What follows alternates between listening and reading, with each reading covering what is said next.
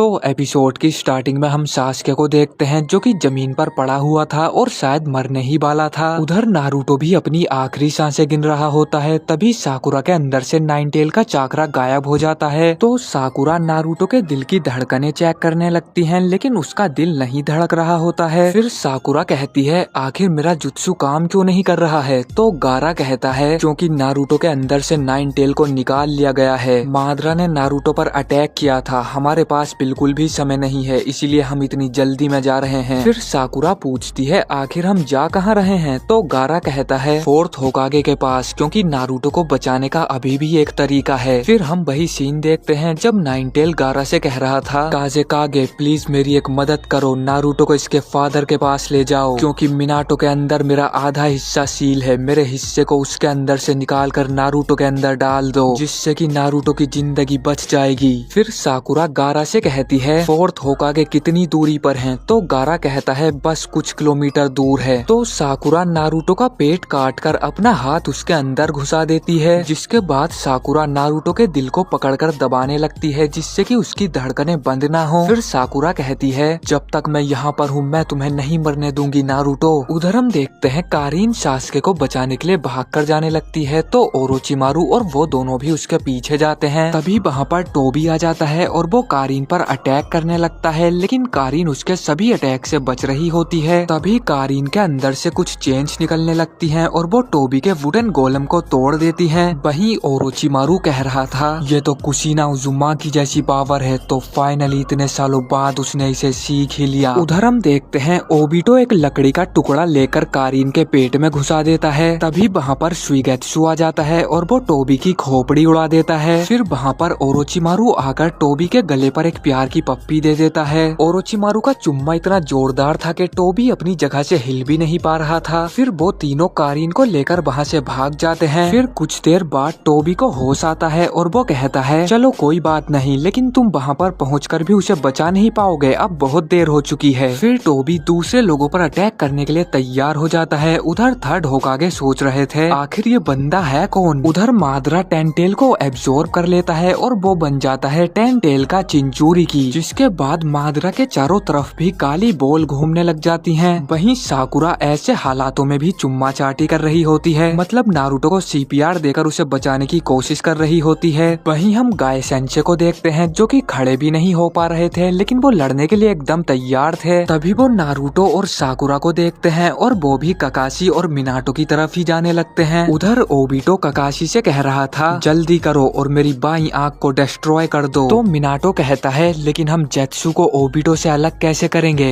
वहीं हम मादरा को देखते हैं जिसे अपने पेट में कुछ भारी भारी सा लग रहा होता है, तो वो उस चीज को थूक देता है और उसके अंदर होते हैं निंजा टूल्स जो कि नीचे गिर जाते हैं। फिर हम गाय सेंचे को देखते हैं जो कहते हैं मुझे लग रहा है कुछ तो हमारी तरफ आ रहा है। तभी अचानक से उनके ऊपर वो निंजा टूल आकर गिर जाते हैं। उधर ककाशी और मिनाटो जेत्सु पर अटैक करने वाले थे। तभी नाइन टेल मिनाटो से कहता है जरा अपना चाकरा सेंचुरी मोड में स्विच करना, और जैसे ही मिनाटो ऐसा करता है उसे पता चल जाता है नारुतो के अंदर से नाइन टेल का आधा हिस्सा निकाल लिया गया है। तभी वहाँ पर गारा आ जाता है और वो मिनाटो को सब कुछ समझा देता है। तो मिनाटो नाइन टेल को नारुतो के अंदर डालने लगता है और गारा ककाशी की मदद करने लगता है। मिनाटो नाइन टेल को नारुतो के अंदर डाल ही रहा होता है, लेकिन तभी ब्लैक जेत्सु जमीन के अंदर से निकलकर वहाँ पर आ जाता है और वो नाइन टेल के चाकर को अपने अंदर चूस लेता है और ओबिटो के शरीर में वापस चला जाता है। तभी हम देखते हैं वहाँ पर मादरा भी आ चुका होता है और वो कहता है ब्लैक जेत्सु तुम कुछ ज्यादा ही समय लगा रहे थे, तो मैंने सोचा मैं ही तुम्हारे पास आ जाता हूँ। तो जेत्सु कहता है मुझे माफ करना, लेकिन इसकी वजह से मैं नाइन टेल के आधे चाकरा को इन लोगों से चुरा पाया। तो मादरा कहता है तुमने बहुत बढ़िया काम किया, अब ओबिटो की आंख और नाइन टेल के चाकरा को मेरे पास लेकर आओ। फिर जेत्सु ओबिटो के अंदर से निकलकर बाहर जाने लगता है और वो कहता है क्योंकि अब लॉर्ड मादरा यहीं पर हैं, तो तुम लोग मेरा कुछ नहीं बिगाड़ सकते हो। लेकिन ओबिटो जेत्सु को खुद से अलग ही नहीं होने दे रहा था। फिर ओबिटो कहता है मादरा मैं तुमसे कुछ पूछना चाहता हूँ, आखिर मैं तुम्हारे लिए कौन हूँ। तो मादरा कहता है ये कैसा बेवकूफी भरा सवाल है, तुम हो मेरे लिए मादरा उचीहा, जो भी इस दुनिया को नकार कर इन्फिनिट सुकुयोमी को पाने की इच्छा रखता है वही है मादरा उचीहा। फिर मादरा ओबिटो को अपनी तरफ बुलाने लगता है और ओबिटो वहाँ पर जाने लगता है। तो गारा उन दोनों के बीच में एक दीवार बना देता है। तभी मिनाटो माद्रा पर राशिंगान से अटैक कर देता है, लेकिन माद्रा उसका हाथ काट कर दूर फेंक देता है। मिनाटो से टकराकर ककाशी और गारा भी नीचे गिर जाते हैं। फिर ओबिटो माद्रा से हाथ मिलाने के लिए आगे जाने लगता है, लेकिन जैसे ही ओबिटो माद्रा के पास पहुंचता है, ओबिटो माद्रा के पेट में अपना हाथ घुसा देता है। फिर माद्रा कहता है, ये तुमने क्या किया बेवकूफ। तो ओबिटो कहता है, जो लोग दूसरों को रास्ता दिखाते हैं वो कभी उन्हें पीछे नहीं छोड़ते। तो माद्रा कहता है, रुक जा बेटे, अभी तेरी कब्र खोदता हूँ। लेकिन तभी ओबिटो अपना हथियार निकाल लेता है और वो कहता है, मैं वही हूँ जो होकागे बनना चाहता था, मैं हूँ ओबिटो उचिहा।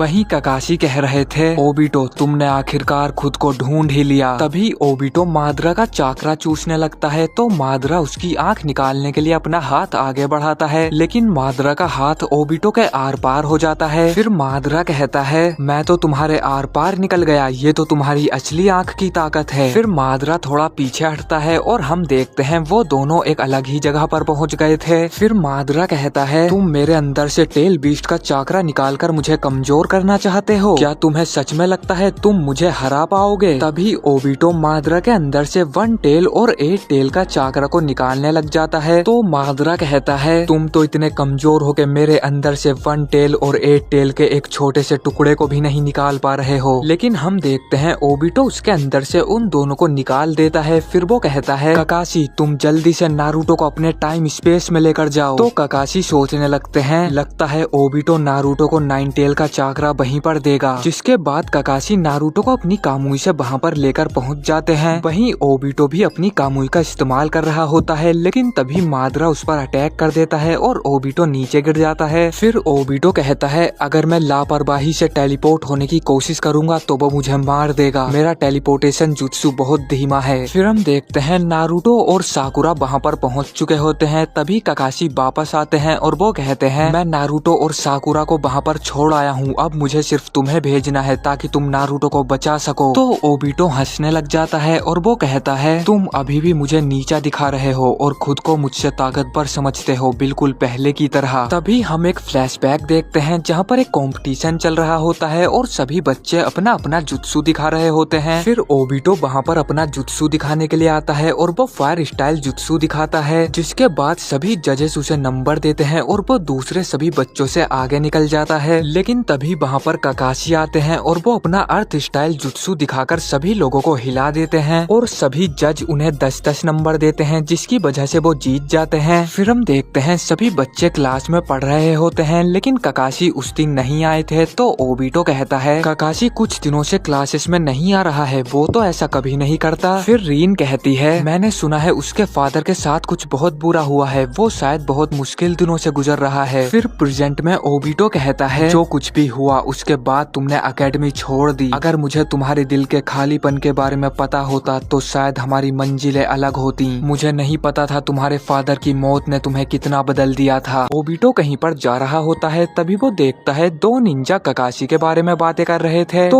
ओबिटो उनसे कहता है, क्या आप दोनों ककाशी हाटाके के बारे में बातें कर रहे हो। फिर वो निंजा कहता है, आखिर तुम कौन हो बच्चे, क्या तुम उसके दोस्त हो। तो ओबिटो कहता है, हम दोनों अकेडमी में एक साथ पढ़ते थे, हम दोनों दोस्त तो नहीं है। फिर वो निंजा कहता है, उसका बर्ताव तो बहुत ही खराब था, कोई भी उसके साथ मिशन पर नहीं जाना चाहेगा। तो ओबिटो सोचने लगता है, अच्छा तो ककाशी अब मिशन पर भी जाने लगा। फिर ओबिटो कहता है, क्या वहाँ पर कुछ बहुत बुरा हुआ था। तो वो निंजा कहता है, उसको तो सिर्फ मिशन की ही पड़ी रहती है, चाहे किसी को चोट लगे या फिर कोई दुश्मन के इलाके में पीछे रह जाए, अगर तुम कभी उसके साथ टीम अप करो तो जरा संभल कर रहना। फिर ओबिटो को ककाशी की वही बात याद आती है जब ककाशी ने उससे कहा था, मैं अपने दोस्तों को सबसे पहले बचाऊंगा, चाहे कुछ भी हो जाए, यही है मेरा निंजा वे। तो ओबिटो सोचने लगता है, ककाशी ऐसा कैसे कर सकता है। फिर ओबिटो रीन से मिलता है और वो उससे पूछता है, क्या तुमने ककाशी को कहीं पर देखा है। तो रीन कहती है, शायद वो किसी मिशन पर गया होगा। फिर ओबिटो कहता है, मैंने 2 निंजा को उसके बारे में बातें करते हुए सुना था और वो दोनों उसके बारे में बहुत उल्टा सीधा बोल रहे थे, और जब मैं ककाशी से आखिरी बार मिला था तो वो मुझे कुछ बदला बदला सा लग रहा था। फिर रीन कहती है, कहीं ये उसके फादर की वजह से तो नहीं हो रहा। तो ओबिटो कहता है, क्या तुम्हें कुछ पता है रीन। लेकिन रीन मना कर देती है, जिसके बाद वो दोनों अपने अपने घर जाने लगते हैं। तभी ओबिटो को रास्ते में ककाशी मिल जाते हैं। तो ओबिटो उनसे कहता है, हे ककाशी, क्या तुम ठीक तो हो? मैंने सुना है आजकल तुम बहुत से मिशंस पर जा रहे हो। फिर ककाशी कहते हैं, तुम्हें मेरी फिक्र करने की कोई जरूरत नहीं है, और वो वहाँ से चले जाते हैं। फिर हम देखते हैं थर्ड होकागे मिनाटो को बुलाते हैं और ककाशी को उनकी टीम में डाल देते हैं, जिसके बाद मिनाटो उनकी वही घंटी वाली ट्रेनिंग करवाता है उनका टीम वर्क देखने के लिए। कुछ देर बाद हम देखते हैं ककाशी एक घंटी मिनाटो से छीन लेते हैं। फिर मिनाटो कहता है, बहुत बढ़िया, तुम तीनों पास हो चुके हो और कल हम अपने पहले मिशन पर जाएंगे। फिर ओबिटो कहता है, ठीक है, अब मुझे अपनी असली ताकत दिखाने का मौका मिलेगा। तो मिनाटो कहता है, वैसे हमारा पहला मिशन विलेज के अंदर ही है, हमें बस खोई हुई चीजों को ढूंढना है। ये सुनकर ओबिटो उदास हो जाता है। तो मिनाटो कहता है, एक मिशन तो मिशन होता है, और वैसे भी अगर तुम इस मिशन को पूरा करोगे तो मैं तुम्हें दूसरे मिशन पर भी लेकर जाऊंगा। तभी ओबिटो ककाशी से शर्त लगाता है, चलो देखते हैं कौन ज्यादा मिशन पूरे करता है। जिसके बाद वो तीनों अपने पहले मिशन पर लग जाते हैं, जिसमें उन्हें खोई हुई बिल्ली को ढूंढना होता है। ककाशी और रीन उस बिल्ली को सभी जगह पर ढूंढ रहे होते हैं, लेकिन वो बिल्ली उन्हें कहीं पर भी नहीं मिलती है। तभी हम ओबिटो को देखते हैं, जो कि बूढ़े लोगों की मदद लेकर दोनों मिशन को पूरा कर देता है। फिर ओबिटो कहता है, जिन लोगों की मैंने पहले मदद की थी, आज उन्होंने मेरी मदद की और मैंने दोनों मिशन को पूरा कर दिया। फिर रीन कहती है, तुम तो बूढ़े लोगों में बहुत फेमस हो, इसका मतलब तुम जब भी लेट होते थे तुम सच बोल रहे होते थे। फिर थर्ड होकागे उनके टीम वर्क को देखकर उन्हें एक सी रैंक के असली मिशन पर भेजते हैं, जिसके बाद वो चारों मिशन पर जाते हैं। फिर मिनाटो उन्हें बताता है, इस मिशन में हमें दूसरे विलेज के निंजा के साथ जाना है, क्योंकि उसके पास एक सीक्रेट स्क्रोल है और हमें उसकी रक्षा करनी है। फिर हम देखते हैं वो सभी जा रहे होते हैं। तभी मिनाटो को कुछ महसूस होता है और वो कहता है, यहाँ पर कुछ तो गड़बड़ है, हम लोग चारों तरफ से घिरे हुए हैं, ये मिशन अपनी रैंक के हिसाब से कुछ ज्यादा ही खतरनाक है। फिर मिनाटो उन तीनों के पास जाकर उन्हें बताता है, हम लोगों को दुश्मनों ने घेर लिया है, मैं और ओबिटो उनके पीछे जाएंगे और तुम दोनों मिशन को पूरा करोगे। जिसके बाद ओबिटो और मिनाटो वहाँ से चले जाते हैं। तभी उन पर कोई कुनाई से अटैक कर देता है, तो ओबिटो उसे अपने फायर स्टाइल जुत्सु से रोक देता है और ओबिटो आगे चला जाता है। तभी एक निंजा ओबिटो पर अटैक कर देता है, लेकिन ओबिटो उसे भी मार देता है, लेकिन वो सिर्फ उसका एक शैडो क्लोन होता है और वो ओबिटो पर अटैक करने ही वाला था। लेकिन तभी मिनाटो उसे बचा लेते हैं। तभी उन्हें बहुत सारे निंजा घेर लेते हैं। उधर ककाशी पर भी कुछ निंजा ने अटैक कर दिया होता है, लेकिन ककाशी की टीम वहाँ से बचकर निकल जाती है और वो उस स्क्रोल को सही जगह पर पहुँचा देते हैं। तभी हम देखते हैं उनकी टीम के ही 2 मेंबर गद्दार होते हैं और वो अपने ही साथी को मार देते हैं। फिर वो कहते हैं, तुम लोग अपने मिशन में इतने खोए हुए थे कि तुमने हमारा मिशन आसान कर दिया, इतनी दूर तो तुम्हें येलो फ्लैश भी आकर नहीं बचा पाएगा, अब तुम दोनों भी मरोगे। वो दोनों निंजा ककाशी पर अटैक कर देते हैं, तो ककाशी रीन को वहाँ से जाने के लिए बोलते हैं। फिर ककाशी वहाँ पर एक मड वॉल बनाकर उन दोनों का ध्यान भटका देते हैं और वहाँ से गायब हो जाते हैं। वो दोनों निंजा ककाशी को ढूंढ ही रहे होते हैं। तभी ककाशी उस दीवार के अंदर से निकलकर उनमें से एक निंजा पर अटैक कर देते हैं। फिर ककाशी दूसरे निंजा पर अटैक करने के लिए आगे जाते हैं, लेकिन वो वहाँ से भाग जाता है। जिसके बाद रीन उस घायल हुए निंजा को हील करने लगती है और तभी वहाँ पर मिनाटो और ओबिटो भी आ जाते हैं। फिर मिनाटो पूछता है, ककाशी आखिर यहाँ पर क्या हुआ? तो ककाशी बताते हैं, हम इसे यहाँ पर सही सलामत लेकर आए थे, लेकिन वो दोनों गद्दार निकले और उन्होंने इस पर अटैक कर दिया। तभी वो निंजा उन्हें वही स्क्रोल देता है और वो कहता है, जरा इसे देखकर बताओ ये असली है या फिर नहीं। तभी मिनाटो उस स्क्रोल को चेक करता है और वो एकदम खाली होता है। तो वो निंजा कहता है, हमारे सुपीरियर ने हमें 2 स्क्रोल दिए थे, क्योंकि उन्हें शक था कि हमारे बीच कोई गद्दार है। उन लोगों ने मुझ पर अटैक किया, इसका मतलब उन्हें नहीं पता था कि असली स्क्रोल किसके पास है। तुम लोग असली वाले स्क्रोल को ढूंढो और उसे सही जगह पर पहुंचाओ। फिर वो निंजा मारा जाता है। तो मिनाटो ककाशी से पूछते हैं, इसका साथी कहाँ पर है? तो ककाशी बताते हैं, यहाँ पर आते वक्त वो घायल हो गया था और नीचे नदी में गिर गया था। फिर ओबिटो कहता है, आखिर तुम अपने साथी को मरने के लिए पीछे कैसे छोड़ सकते हो? तो ककाशी कहते हैं, मैं तो सिर्फ रूल्स को फॉलो कर रहा था। फिर ओबिटो उसे बचाने के लिए वापस जाने लगता है। तो मिनाटो कहता है,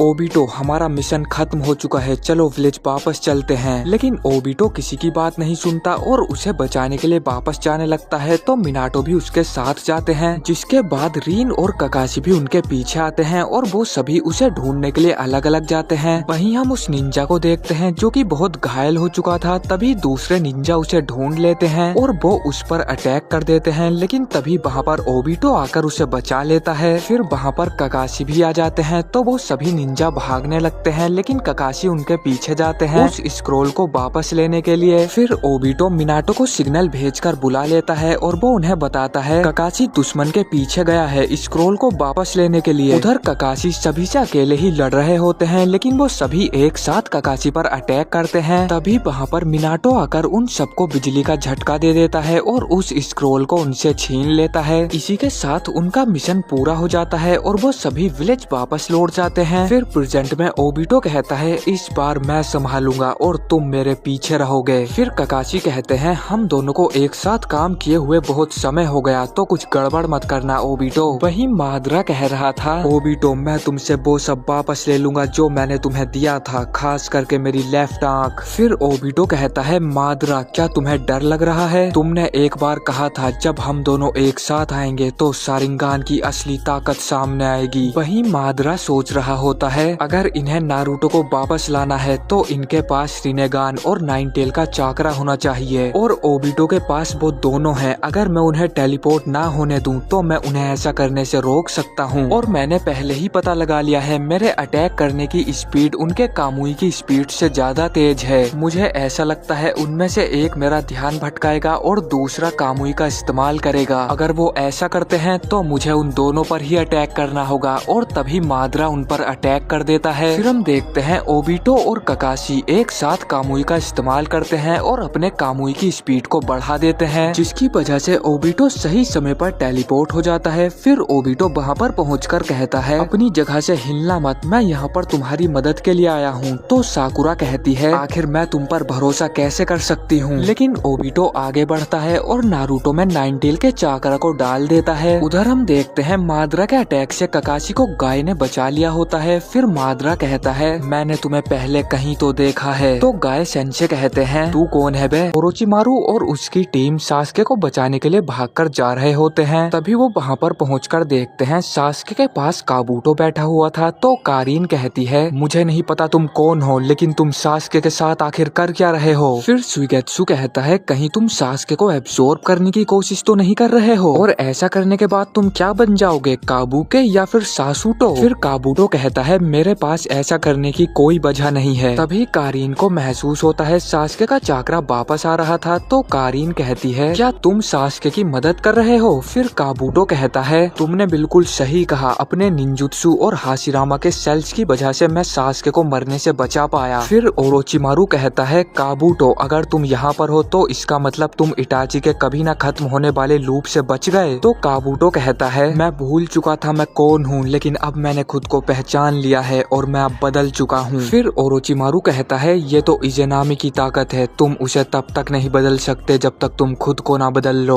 वहीं माद्रा कह रहा था तुम जरूर यहाँ पर इसे बचाने आए होंगे, लेकिन तुम एक कंकड़ के अलावा और कुछ नहीं, तुम अब कुछ नहीं बदल पाओगे। तभी वहाँ पर मिनाटो और गारा भी आ जाते हैं। मिनाटो पूछता है ककाशी क्या तुम ठीक हो? तो ककाशी कहते हैं हाँ मैं बिल्कुल ठीक हूँ। फिर मिनाटो कहता है इस पर सिर्फ सेज जुत्सु और ताई जुत्सु ही काम करेगा। तो गारा कहता है इसका मतलब हमारी सारी उम्मीदें अब तुम दोनों पर ही टिकी हैं। फिर मिनाटो कहता है मैं सेज जुत्सु को इतने अच्छे से इस्तेमाल नहीं कर पाता हूँ, मैं चाकरा को जल्दी से और ज्यादा देर तक इकट्ठा नहीं कर पाता, और वैसे भी मेरे दोनों हाथ नहीं हैं तो मैं हैंड साइन भी नहीं बना पाऊंगा, मुझे नहीं लगता मैं ठीक से लड़ सकता हूँ। फिर गाय सेंसे आगे जाते हैं और वो कहते हैं अब समय आ चुका है अपनी असली ताकत दिखाने का, और तभी वो 7th gate of shock open कर लेते हैं। फिर माद्रा कहता है इसने सिर्फ 7 गेट ही ओपन किए, ये तो मेरी बेइज्जती कर रहा है। तभी गाय माद्रा पर अटैक करने लगते हैं। तो मिनाटो कहता है उन काली रोड्स को खुद को टच मत करने देना। उधर गाय अपने हिरुडोरा का इस्तेमाल करते हैं और उसे इस्तेमाल करने की वजह से गाय काफी कमजोर हो चुके थे। वहीं माद्रा को उस अटैक से कुछ भी नहीं हुआ था। तभी माद्रा गाय सेंसे पर अटैक कर देता है, लेकिन वहाँ पर ली आकर गाय सेंसे को बचा लेता है। फिर गाय सेंसे कहते हैं टेन टेन कहाँ पर है? तो ली बताता है टेन टेन ने मुझे आगे जाने के लिए बोला क्योंकि उसे कुछ चेक करना था। फिर ककाशी कहते हैं अब हम क्या करेंगे जब तुम्हारा ताइजुत्सु भी उसका कुछ नहीं बिगाड़ पाया, वो काफी ज्यादा ताकतवर है। फिर गाय सेंसे कहते हैं मेरे ताइजुत्सु को हल्के में मत लो, शायद अब हिडन लीफ के ब्लू बीस्ट का समय आ चुका है। फिर ककाशी कहते हैं कहीं तुम फाइनल गेट ऑफ डेथ तो ओपन नहीं करने वाले हो? फिर मिनाटो कहता है, गाय यहाँ पर कोई भी ये नहीं चाहता कि तुम ऐसा करो। तो गाय सेंसे कहते हैं लेकिन मैं यही चाहता हूँ। तभी हम एक फ्लैशबैक देखते हैं जब गाय सेंसे छोटे होते हैं और वो एकेडमी एग्जाम में फेल हो गए थे। फिर गाय रोने लग जाते हैं तो उनके फादर कहते हैं तुम बस देखते रहो गाय, तुमने यहाँ पर आने के लिए बहुत मेहनत की है, ऐसा हो ही नहीं सकता कि तुम्हारी मेहनत का तुम्हें इनाम ना मिले। मैं शर्त लगाता हूँ तुम्हारा नाम यहाँ पर एक दिन जरूर होगा। फिर गाय ग्राउंड के चक्कर लगाने लगते हैं और वो कहते हैं अगर मैंने 500 लैप्स पूरे कर लिए तो मैं एकेडमी के लिए क्वालिफाई हो जाऊंगा। सभी बच्चे गाय का मजाक उड़ा रहे होते हैं और वो थककर जमीन पर गिर जाते हैं। तभी वहाँ पर उनके फादर आ जाते हैं और वो गाय को एक पंच करते हैं। फिर वो कहते हैं ये तुम क्या कर रहे हो गाय, अगर मैं 500 चक्कर लगा लूंगा तो मैं पास हो जाऊंगा। ये कोई सेल्फ रूल नहीं, ये एक इच्छा है। तुम खुद को सेल्फ रूल इसलिए देते हो ताकि तुम आगे बढ़ सको, लेकिन ध्यान रहे सेल्फ रूल सिर्फ खुद पर ही अप्लाई होता है। भले ही तुम फेल हो जाओ लेकिन जो तुमने मेहनत की सिर्फ वही मायने रखती है और इसके लिए मैं तुम्हें गले से लगाना चाहता हूँ। फिर वो दोनों गले मिलकर रोने लग जाते हैं। तभी वहाँ से 2 निंजा जा रहे होते हैं और वो गाय के फादर का मजाक उड़ाने लग जाते हैं। तो गाय उनके पीछे जाते हैं और वो उनसे कहते हैं अगर तुमने अगली बार मेरे फादर का मजाक उड़ाया तो मैं तुम्हें 5 बार पंच करूंगा और यही है मेरा सेल्फ रूल। लेकिन गाय उनका कुछ भी नहीं बिगाड़ पा रहे थे। फिर वो निंजा कहता है तुम्हारा फादर ना तो निंजुत्सु जानता है और ना ही गेंजुत्सु, वो तो ताइजुत्सु भी ठीक से नहीं कर पाता। तुम्हारा फादर एक जोकर है। फिर वो दोनों निंजा गाय को मारने लग जाते हैं लेकिन तभी वहाँ पर ककाशी आकर उन दोनों को पेल देते हैं। फिर ककाशी कहते हैं मुझे यकीन नहीं हो रहा उन्होंने तुम्हारे फादर के बारे में क्या क्या बोला और तुम उन्हें एक पंच भी नहीं कर पाए। ये कहकर ककाशी वहाँ से चले जाते हैं। हम देखते हैं गाय एक हॉस्पिटल में होते हैं। फिर उनके फादर कहते हैं गाय तुमने आखिर ऐसा क्यों किया। तो गाय कहते हैं आप हमेशा इतने पॉजिटिव कैसे रहते हो, आप उनसे कभी नहीं जीत सकते जो आपसे ज्यादा ताकतवर हैं। फिर उनके फादर कहते हैं जीतना वो नहीं होता कि तुम अपने से ताकतवर को हरा दो, जीतना तो वो होता है जब तुम अपनी सबसे प्यारी चीज को बचाते हो। फिर गाय कहते हैं मैं तो सिर्फ उस यूथ को बचाना चाहता था जिसके बारे में आप हमेशा बात करते हो। जिसके बाद वो दोनों रोने लग जाते हैं। वहीं थर्ड होकागे गाय की मेहनत को देखकर उन्हें एकेडमी अल्टरनेट के तौर पर सिलेक्ट कर लेते हैं। फिर सभी बच्चे क्लास में शैडो क्लोन जुत्सु की प्रैक्टिस कर रहे होते हैं और ककाशी अपने बहुत सारे शैडो क्लोन बना लेते हैं लेकिन गाय अपना एक क्लोन भी नहीं बना पा रहे थे। फिर सभी बच्चे उन पर हंसने लगते हैं लेकिन वो फिर भी हार नहीं मानते हैं और अपने ताइजुत्सु को और भी बेहतर बनाने लगते हैं। फिर एक दिन गाय ट्रेनिंग कर रहे होते हैं तभी वहाँ से ककाशी निकल कर जाते हैं। तो उनके फादर कहते हैं गाय मुझे पता है वो तुम्हारा राइवल है तो फिर तुम उसे चैलेंज क्यों नहीं करते हो। फिर गाय कहते हैं वो लड़का एक जीनियस है, अगर मैं उससे लड़ूंगा तो मैं हार जाऊंगा। फिर उनके फादर कहते हैं क्या हुआ अगर तुम हार गए तो चलो उसे ढूंढ कर चैलेंज करते हैं। फिर गाय कहते हैं मैंने इसके लिए एक सेल्फ रूल बनाया है, अगर मैं स्कूल के 500 चक्कर नहीं लगा पाया तो मैं ककाशी को चैलेंज करूंगा। फिर गाय स्कूल के चक्कर लगाने लगते हैं और वो बड़े ही आराम से 500 चक्कर लगा लेते हैं। जिसके बाद वो अपने हाथों पर चलने लगते हैं और कहते हैं अगर मैं इस तरह 500 चक्कर पूरे नहीं कर पाया तो मैं ककाशी को चैलेंज करूंगा। लेकिन गाय उस चैलेंज को भी पूरा कर लेते हैं। फिर एक दिन गाय रनिंग कर रहे होते हैं तभी वो ककाशी को देखते हैं जो कि एक हाथ से पहाड़ पर चढ़ने की प्रैक्टिस कर रहे थे। तो गाय सोचने लगते हैं अगर वो जीनियस भी मेरे जितनी ही प्रैक्टिस कर रहा है तो मैं उसे कैसे हरा पाऊंगा। लेकिन गाय और भी ज्यादा मेहनत करते हैं और एक दिन वो स्कूल के 5000 चक्कर लगा देते हैं। जिसके बाद वो जाकर ककाशी को चैलेंज करते हैं। फिर वो दोनों हर बार अलग अलग तरह से फाइट करते हैं। फिर कुछ दिनों बाद गाय एकेडमी से ग्रेजुएट हो जाते हैं और वो मिशन पर भी जाने लगते हैं। वहीं उनके फादर विलेज में रहकर साइड मिशन करते हैं। फिर गाय के फादर गाय से कहते हैं लॉर्ड होकागे ने खुद मेरी प्रशंसा की, उन्होंने मुझे मास्टर ऑफ फाइंडिंग कैट्स कहकर बुलाया। ये सुनकर गाय थोड़े उदास हो जाते हैं। फिर वो कहते हैं लेकिन डैड क्या यही आपकी जवानी का अंत है। फिर एक रात हम देखते हैं गाय सो रहे होते हैं तभी उनके फादर कहीं पर चले जाते हैं लेकिन गाय उन्हें जाते हुए देख लेते हैं। फिर अगले दिन हम देखते हैं गाय के फादर किसी निंजा से माफी मांग रहे होते हैं और वो कहते हैं प्लीज मुझे माफ कर दो, मैं आगे से ऐसी गलती नहीं करूंगा, मुझे मत निकालो।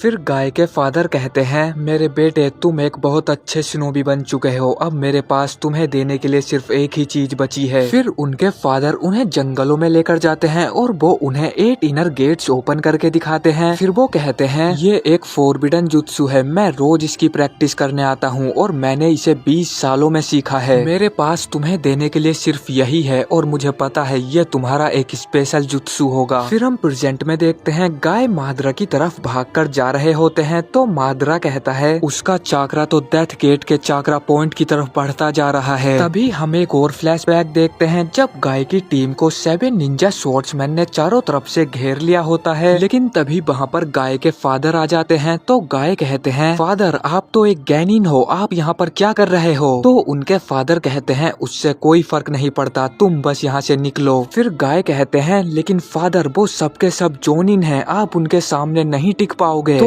उनके फादर कहते हैं कोई बात नहीं, मैं 8 गेट ऑफ डेथ ओपन करूंगा। फिर हम प्रेजेंट में देखते हैं गाय संचे भी 8 गेट ओपन कर लेते हैं। तो माद्रा कहता है तुम्हारा कलर तो बिल्कुल मरी हुई पत्तियों जैसा है जो कि अपने पेड़ से गिर चुकी हैं। तो गाय सेंसे कहते हैं वो पत्तियां बिना किसी मतलब के नहीं गिरती हैं, वो इसलिए गिरती हैं ताकि नई पत्तियां उग सकें। गाय सेंसे माद्रा पर अपने सैकिजो से अटैक करते हैं। पहले स्टेप में वो माद्रा को एक पंच करते हैं और माद्रा एक ही पंच में जमीन में घुस जाता है। फिर गाय अपना दूसरा स्टेप करने वाले होते हैं लेकिन तभी उनके हाथ की हड्डी चटक जाती है और वो बीच में ही रुक जाते हैं। तो ली कहता है वो रुक क्यों गए, सैकिजो एक ऐसा अटैक है जिसे लगातार करना होता है। वहीं हम गाय सेंसे को देखते हैं जिन्हें बहुत ज्यादा दर्द हो रहा था। फिर ली कहता है 5th गेट ओपन करने में ही इतना दर्द होता है तो गेट ऑफ डेथ ओपन करने में उन्हें कितना दर्द हो रहा होगा मैं सोच भी नहीं सकता। वहीं माद्रा की हालत खराब हो चुकी थी और वो कहता है अगर मुझे 1-2 अटैक और लगे तो मेरे लिए बहुत बुरा हो सकता है और मुझे उसके पंचेस से भी बचना होगा जो उन अटैक्स को बना रहे हैं। फिर माद्रा बाहर निकल कर आता है और वो कहता है 8 इनर गेट फॉर्मेशन के साथ फाइट करने का मौका किस्मत वालों को ही मिलता है, ठीक है मैं तुम्हारे साथ खेलने के लिए तैयार हूँ। फिर गारा पूछता है आखिर माइट गाय कर क्या रहा है? तो ककाशी बताते हैं यह 8 इनर गेट फॉर्मेशन ली ने जिस जुत्सु का तुम्हारे खिलाफ इस्तेमाल किया था ये उस जुत्सु की फाइनल फॉर्म है। अगर तुम 8 इनर गेट ओपन कर दो तो तुम्हारी ताकत 5 कागे से 10 गुना ज्यादा हो जाएगी, लेकिन कुछ ही समय तक, और इसे इस्तेमाल करने वाले की मौत हो जाती है। फिर मिनाटो कहता है हमें गाय की मदद करनी चाहिए। माद्रा की जो ब्लैक बॉल है वो उनसे सिर्फ 70 मीटर तक ही अटैक कर सकता है और क्योंकि वो फिजिकली एग्जिस्ट करती हैं तो तुम अपनी कामुई से उन्हें दूर भेज सकते हो ताकि माद्रा उन्हें कंट्रोल ना कर पाए। फिर ककाशी कहते हैं मेरी लेफ्ट आंख खराब हो चुकी है तो मैं उस पर सही से निशाना नहीं लगा पाऊंगा। फिर मिनाटो कहता है गारा क्या तुम अपनी सैंड से ककाशी को वहाँ पर भेज सकते हो? तो गारा कहता है मैं ककाशी को वहाँ पर पहुँचा तो दूंगा लेकिन मेरी सैंड इतनी तेज नहीं कि वो माद्रा के अटैक से बच सके। तो मिनाटो कहता है उसे मैं संभाल लूंगा, ककाशी मेरी एक कुनाई लेकर जाएगा। तभी हम देखते हैं ली भी अपना 6th गेट ओपन कर लेता है। वहीं हम गाय को देखते हैं जो कि माद्रा पर फर्स्ट स्टेप से अटैक करते हैं लेकिन माद्रा उस अटैक से बच जाता है। तभी गाय माद्रा पर 2nd, 3rd और 4th स्टेप से भी अटैक करते हैं और माद्रा अपनी जगह से हिल भी नहीं पा रहा था। फिर गारा अपने चारों तरफ एक शील्ड बना लेता है और गाय पर अटैक कर देता है, लेकिन तभी ली वहाँ पर एक कुनाई फेंक कर मारता है और मिनाटो वहाँ पर टेलीपोर्ट हो जाता है और सारे अटैक मिनाटो को लग जाते हैं। फिर ककाशी अपनी कामुई से माद्रा की शील्ड में एक छेद कर देते हैं और तभी गाय उस पर अटैक कर देते हैं। फिर माद्रा बहुत दूर जाकर गिरता है लेकिन तब भी माद्रा को कुछ ज्यादा चोट नहीं आई थी। फिर माद्रा कहता है तुम हाशिरामा के बाद दूसरे बंदे हो जिसने मुझे इतना उत्साहित किया है, चलो मुझे दिखाओ तुम और क्या कर सकते हो। वहीं हम नारुतो को देखते हैं जो कह रहा था क्या मैं मर चुका हूँ? तभी वहाँ पर कोई बोलता है तुम्हें ऐसा क्यों लगता है कि तुम मर चुके हो? तो नारुतो उससे पूछता है आखिर तुम हो कौन? फिर हम देखते हैं बोथ है सेज ऑफ 6 पाथ। फिर वो कहते हैं मेरा नाम है हागोरोमो। फिर वो नारुतो को भाषण देने लगते हैं तो नारुतो कहता है चुप हो जाओ, मैं यहाँ तुम्हारी बकवास सुनने के लिए नहीं बैठा हूँ। फिर वो नारुतो को बताते हैं मैं हूँ सेज ऑफ 6 पाथ। तो नारुतो कहता है अच्छा तो तुम वही सेज हो जिसके बारे में नागाटो और जिराय सेंसे ने मुझे बताया था, और वो तुम ही हो जिसने निंजुत्सु को भी बनाया। तो हागुरोमो कहते हैं मैंने निंजुत्सु नहीं निंसु बनाया जो कि उम्मीद की किरण को जगाता है, इसे निंजुत्सु के साथ मत मिलाओ जो कि सिर्फ लड़ाई का कारण बनता है। फिर नारुतो कहता है ठीक है अगर तुम सेज हो तो मुझे यहाँ से बाहर निकालो। तो हागुरोमो कहते हैं मैं ऐसा नहीं कर सकता हूँ और जरा तुम अब मेरी बातें ध्यान से सुनो। सबसे पहले मैं तुम्हें अपनी मदर और लड़कों के बारे में बताता हूँ। मेरी मदर कागुया बहुत दूर से यहाँ पर आई थी डिवाइन ट्री के फ्रूट को लेने के लिए। उन्होंने उस फल को खाया जिसके बाद उन्हें पावर्स मिली और वो इस धरती पर शांति को लेकर आई। फिर नारुतो पूछता है तुम्हारी मदर आई कहाँ से थी, क्या वो तुमसे भी ज्यादा ताकतवर थी? लेकिन हागुरोमो कहते हैं वो आई कहाँ से थी ये मायने नहीं रखता और हाँ, वो बहुत ज्यादा ताकतवर थीं। कुछ लोग उन्हें रैबिट गॉडेस कहकर बुलाते थे और कुछ लोग डीमन। कुछ लोग उनसे डरा करते थे और कुछ लोग उनकी पूजा किया करते थे। फिर कुछ समय बाद मेरी मदर ने 2 बच्चों को जन्म दिया। मैं और मेरा भाई मिलकर टेंटेल से लड़े, जिसके बाद हमने टेंटेल को मेरे अंदर सील कर दिया। फिर मेरे भी 2 बच्चे हुए। बड़े वाले का नाम इंदिरा और छोटे वाले का नाम आसुरा रखा। मैंने उन दोनों को ही निंजा क्रीड सिखाया, लेकिन उन दोनों में बहुत अंतर था। एक के पास मेरा पावरफुल चाकरा था लेकिन दूसरे के पास नहीं था। इंदिरा बचपन से ही एक जीनियस था, लेकिन आसुरा हमेशा दूसरे लोगों की मदद लेता था। उसने बहुत मेहनत की और उसके अंदर भी चाकरा अवेकन हो गया। वो समझ चुका था कि वो दूसरों की मदद लेकर और भी ज्यादा ताकतवर बन सकता है। उसने प्यार करना सीखा और सीखा कि प्यार की ताकत से कुछ भी मुमकिन है। इसीलिए मैंने आसुरा को निंजा क्रीड का लीडर बनाया और सोचा कि उसका बड़ा भाई उसका साथ देगा। लेकिन इंदिरा ने मेरे फैसले को नहीं अपनाया, जिसकी वजह से कभी न खत्म होने वाली लड़ाई शुरू हुई। और उन दोनों के खत्म होने के बाद भी उनका चाकरा बार बार इस दुनिया में जन्म लेता है। फिर नारुतो कहता है, ये तो बिल्कुल एकदम भूतिया फिल्म जैसा लग रहा है, क्या वो चाकरा अभी भी किसी के पास है? तो हागुरोमो कहते हैं, वो चाकरा तुम्हारे पास है नारुतो, तुमने ही आसुरा की जगह जन्म लिया है। छोटे भाई आसुरा ने तुम्हारे रूप में जन्म लिया है। मेरी आंखें तुम्हारे अंदर आसुरा के चाकरा को देख सकती हैं। तुम ये बात सुनकर जरा से भी हैरान नहीं हुए, शायद तुम उसके चाकरा को पहले ही महसूस कर चुके हो। और मुझे ये बताने की बिल्कुल भी जरूरत नहीं कि बड़े भाई इंदिरा की जगह पर किसने जन्म लिया है। फिर नारुतो कहता है, और वो है सासके। उधर हम सासके को देखते हैं और हागुरोमो उसे भी वही सब बातें बता रहे होते हैं। फिर नारुतो पूछता है, इसका मतलब हमसे पहले भी किसी ने जन्म लिया था? तो हागुरोमो कहते हैं, तुमसे पहले जिन्होंने जन्म लिया था वो थे हाशिरामा और मादरा उचिहा। हाशिरामा ने आसुरा की जगह पर जन्म लिया था और मादरा था इंदिरा। और ये तो तुम्हें पता ही है उनका अंत कैसे हुआ। मादरा ताकत को लेकर इतना पागल था कि उसने हाशिरामा की भी थोड़ी ताकत चुरा ली, जिसकी वजह से इंदिरा और आसुरा का चाकरा आपस में मिल गया और मादरा रिनेगान को अवेकन कर पाया। फिर नारुतो कहता है, इसका मतलब तुम अपने वंशज की लड़ाई इतने सालों से देखते हुए आ रहे हो? तो हागुरोमो कहते हैं, तुमने बिल्कुल सही कहा। मैंने निंसु बनाया जो चाकरा लोगों को आपस में जोड़े रखता, लेकिन मुझे इसका अंदाजा बिल्कुल भी नहीं था कि लोग उसका इस्तेमाल अपनी ताकत को बढ़ाने के लिए करेंगे। मेरी माँ के द्वारा इस दुनिया से अराजकता खत्म करने के बाद वो यहाँ पर अकेले शासन करती थीं, लेकिन उस ताकत ने मेरी माँ को घमंडी बना दिया और पूरी मानवता उस ताकत से डरने लगी। मेरी माँ जो कभी रैबिट गॉडेस हुआ करती थीं, लोग उन्हें डीमन बुलाने लगे। अगर संपूर्ण ताकत किसी एक इंसान को दे दी जाए तो वो ताकत उस इंसान को बस में कर लेती है। अब मादरा भी मेरी मदर की तरह ही बन चुका है। उसकी ताकत की भूख बढ़ती ही जा रही है। इन्फिनिट सुकुयोमी सिर्फ तुम पर गेंजुत्सु ही नहीं करती, बल्कि जो इन्फिनिट सुकुयोमी को शुरू करता है वो तुम्हारी ताकत का इस्तेमाल कर सकता है, वो भी तुम्हें जिंदा रखे हुए। तुम लोग डिवाइन ट्री की जड़ों से बंध जाओगे और जीवित गुलाम बन जाओगे। तो मैं चाहता हूँ तुम उस मादरा को रोको। तभी हम देखते हैं वहाँ पर 1 टेल और 8 टेल भी आ जाते हैं। तो नारुतो कहता है, आखिर तुम दोनों मेरे अंदर क्या कर रहे हो? फिर 8 टेल कहता है, ओबिटो ने मादरा के अंदर से हम दोनों के चाकर को खींच लिया। उसे पता था तुम्हारे अंदर किन टेल बीस्ट की कमी है। तभी वहाँ पर 9 टेल भी आ जाता है और वो कहता है, ओबिटो ने मुझे भी तुम्हारे अंदर डाल दिया है। अब तुम्हारे पास 9 के 9 टेल बीस्ट का चाकरा आ चुका है। फिर नारुतो और सासके कहते हैं, भले ही हम दोनों भाई ना हो, लेकिन हम दोनों इस दुनिया में शांति लेकर आएंगे। जिसके बाद सेज ऑफ 6 पाथ उन दोनों को अपनी ताकत देते हैं। फिर हम देखते हैं नारुतो और सासके को होश आ जाता है और उन दोनों के हाथ पर एक निशान बना हुआ था। फिर वो दोनों कहते हैं, अब समय आ चुका है। वहीं गाय सेंसे सोच रहे थे, ये मेरे सैकिजो से भी बच गया, और वो काफी ज्यादा थक भी चुके थे। फिर मादरा देखता है गाय का चाकरा कम होते जा रहा था, तो मादरा कहता है, ये अटैक उसका आखिरी अटैक होगा। फिर गाय अपने चाकरा को चार्ज करने लगते हैं। तो ये देखकर गारा कहता है, अब ये मत कहना कि उसके पास सैकिजो से भी बेहतर कुछ है। वहीं गाय अपने चाकरा से एक ड्रैगन बना लेते हैं। तो मादरा कहता है, मैं तुम्हारे चाकरा को देखकर ये कह सकता हूँ, मैं इतने सालों में जितने लोगों से लड़ा हूँ, कोई भी ताईजुत्सु में तुम्हें पीछे नहीं छोड़ सकता। मैं मादरा उचिहा घोषित करता हूँ, तुम उनमें सबसे ज्यादा ताकतवर हो। फिर गाय मादरा पर अटैक करने के लिए आगे बढ़ते हैं और हम देखते हैं उनका चाकरा इतना पावरफुल था कि मादरा का हथियार भी मुड़ जाता है। फिर गाय मादरा को एक लात मारते हैं और मादरा की सारी पसलियां टूट जाती हैं। उनके अटैक करने की वजह से वहाँ पर सब कुछ डिस्ट्रॉय हो जाता है। ली और गारा भी दूर जाकर गिरते करते हैं। फिर ककाशी कहते हैं ये गाय का आखिरी अटैक था, आखिर यहाँ पर हुआ क्या। वहीं हम गाय को देखते हैं, उनकी हालत बहुत ही खराब हो चुकी थी। उधर माद्रा का शरीर भी आधा कट गया होता है। फिर माद्रा खुद को हील करने लगता है और वो कहता है मैं तो लगभग मर ही चुका था, तुम तो बहुत खतरनाक हो, तुम भी मरने ही वाले हो, लेकिन तुम्हारी इज्जत रखने के लिए मैं ही तुम्हें मार देता हूँ। फिर माद्रा गाय पर अटैक कर देता है, लेकिन तभी वहाँ पर नारुतो आकर गाय को बचा लेता है। फिर नारुतो गाय के ऊपर हाथ रखता है और गाय का चाकरा वापस आने लगता है। तो माद्रा कहता है नारुतो तुम तो मुझे बदले बदले लग रहे हो, आखिर ओबिटो ने तुम्हारे साथ क्या किया। फिर नारुतो कहता है तुमने बिल्कुल सही कहा, मैं भी खुद को ढूंढने की कोशिश कर रहा हूँ, लेकिन मुझे लगता है अब मैं सब कुछ बदल सकता हूँ। तभी नारुतो माद्रा पर अटैक कर देता है, लेकिन माद्रा अपने हथियार से नारुतो को रोक लेता है। फिर माद्रा सोचने लगता है आखिर उसने मेरे हथियार को कैसे छू लिया, क्या मैं अभी पूरी तरह से हील नहीं हुआ? नहीं, उसकी ताकत अचानक से बढ़ चुकी है। फिर नारुतो कहता है सोन मुझे अपना थोड़ा चाकरा दो, और हम देखते हैं नारुतो उसका चाकरा लेकर लावा स्टाइल रासेन शुरिकेन बना लेता है। ये देखकर माद्रा वहाँ से भागने लग जाता है और तभी माद्रा अपने इनविजिबल अटैक लिम्बो से नारुतो पर हमला कर देता है, जैसा कि माद्रा ने पहले सभी टेल बीस्ट के ऊपर किया था। लेकिन नारुतो उस अटैक से बच जाता है और माद्रा के ऊपर रासेन शुरिकेन से हमला कर देता है। नारुतो माद्रा के साथ साथ उस बड़े पेड़ को भी काट देता है। फिर हम देखते हैं वो पेड़ गिरने लगता है, वहीं माद्रा भी पड़ा हुआ था। तभी माद्रा को किसी की आवाज आती है जो कहता है डिवाइन ट्री टेंटेल को अपने साथ ले जाओ। उधर नारुतो गाय को उठाकर वहाँ से ले जा रहा होता है। तभी हम माद्रा को देखते हैं जो डिवाइन ट्री को अपने अंदर एब्जॉर्ब करने लगता है। माद्रा उस पूरे पेड़ को अपने अंदर खींच लेता है। ये देखकर गारा कहता है आखिर वो पेड़ कहाँ चला गया। तभी नारुतो वहाँ पर गाय सेंसे को लेकर आ जाता है। फिर नारुतो कहता है ये बिल्कुल ठीक है, इन्हें कुछ नहीं होगा। तो ली कहता है नारुतो क्या तुमने इन्हें हील कर दिया? फिर नारुतो कहता है शायद हाँ, मुझे लगता है अब मैं ये सब चीजें कर सकता हूँ। उधर सासुके टोबिरामा के अंदर से माद्रा की रोड को निकाल रहा होता है। तो टोबिरामा सोचने लगते हैं ये माद्रा की रोड को टच कर रहा है और इसे कुछ भी नहीं हो रहा, आखिर इसके साथ हुआ क्या, ये तो मर रहा था ना। फिर सासुके कहता है क्या आप मुझे टेलीपोर्ट कर सकते हो? तो सेकंड होकागे कहते हैं मैंने अपना चाकरा मिनाटो के साथ लिंक किया था, तो मैं तुम्हें टेलीपोर्ट कर सकता हूँ, लेकिन मेरे पास अभी उतना चाकरा नहीं, तो मैं सिर्फ एक को ही टेलीपोर्ट कर पाऊंगा। उधर नारुतो कहता है ली गाय सेंसे का ध्यान रखना, और वो वहाँ से चला जाता है। वहीं साकुरा ओबिटो से कह रही थी तुम मेरे दुश्मन हो और तुमने मेरे बहुत सारे दोस्तों को मारा है, मुझे ये कहते हुए अच्छा तो नहीं लग रहा, लेकिन अब हम साथ मिलकर काम करेंगे, और हाँ नारुतो को बचाने के लिए थैंक यू। फिर ओबिटो कहता है मुझे तुम्हारी एक मदद चाहिए, एक दोस्त की तरह नहीं बल्कि एक दुश्मन की तरह। वहीं माद्रा नारुतो से कह रहा था तुम मुझे नहीं हरा पाओगे, मैं अमर बन चुका हूँ, क्या तुम्हें दिखाई नहीं दे रहा, मैंने अमरता को हासिल कर लिया है। फिर नारुतो कहता है तुम बेवकूफ हो,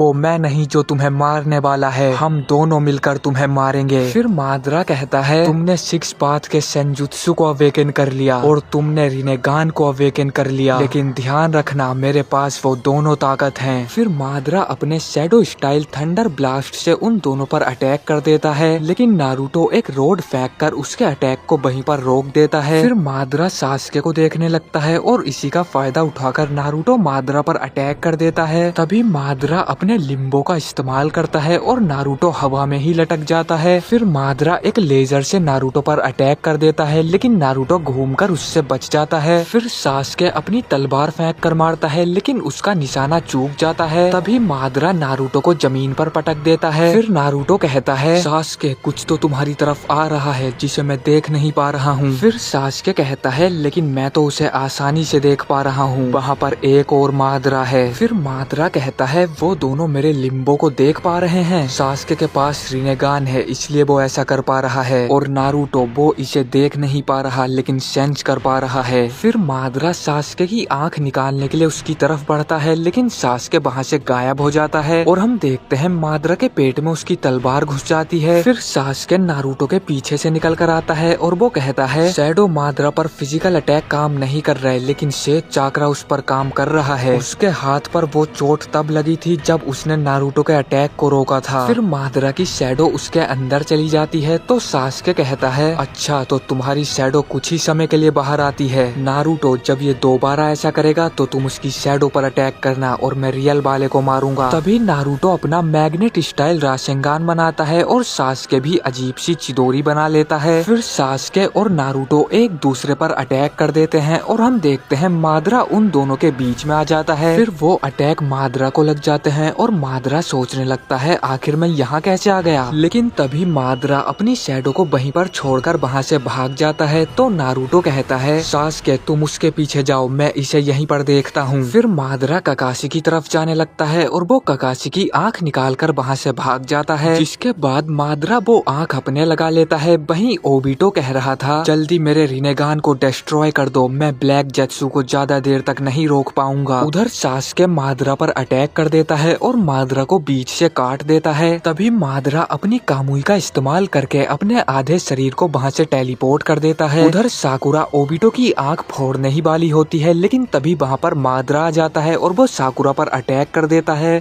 तो एपिसोड की स्टार्टिंग में हम देखते हैं साकुरा ओबिटो की आंख फोड़ने ही वाली होती है। तभी वहाँ पर मादरा आ जाता है और वो साकुरा पर अटैक कर देता है, लेकिन ओबिटो अपनी कामुई का इस्तेमाल करके साकुरा को वहाँ से बाहर भेज देता है। फिर साकुरा ककाशी को देखकर कहती है आपकी आंख को क्या हुआ। तो ककाशी कहते हैं मेरी आंख मादरा ने चुरा ली। जिसके बाद साकुरा उन्हें हील करने लग जाती है। फिर ककाशी पूछते हैं ओबिटो का क्या हुआ। मुझे पता है मादरा मेरी आंख का इस्तेमाल करके वहीं पर गया होगा। तो साकुरा कहती है मुझे कुछ समझ नहीं आया, मैं एक पल में ही बाहर आ गई। तभी उसे ओबिटो की बात याद आती है जब ओबिटो उससे कह रहा था तुम जल्दी से मेरी आंख को डिस्ट्रॉय कर दो। अगर जेत्सु ने मुझ पर कंट्रोल कर लिया और मेरी आंख मादरा को दे दी तो बहुत बड़ी दिक्कत हो सकती है। मैं एक ही रिनेगान को कंट्रोल कर पाया क्योंकि ये रिनेगान बहुत पावरफुल है। अगर मादरा को ये दोनों आंखें मिल गयी तो उसे कोई भी नहीं रोक पाएगा। वहीं हम देखते हैं मादरा ने ओबिटो को पकड़ लिया होता है और मादरा